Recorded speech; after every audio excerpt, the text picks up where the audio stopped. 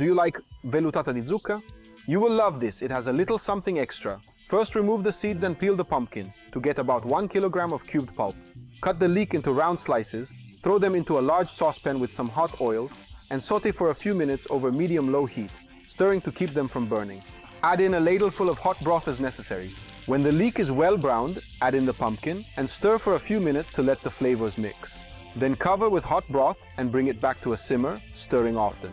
It will take about 20 to 25 minutes to cook. When the pumpkin is very soft and almost ready, you can adjust the salt and the pepper and then season with some nutmeg. At this point, add in almost all of the cream and turn off the heat. Blend the mixture with an immersion blender. It should become smooth and velvety. Now it's time for that something extra. Pour oil and chopped hazelnuts in a pan with some rosemary and toast for a few minutes. The vellutata di zucca is ready to serve. Top the dish with some of the cream we set aside, mix slightly and arrange the toasted hazelnuts on top. Let me know if you like it. See you next time.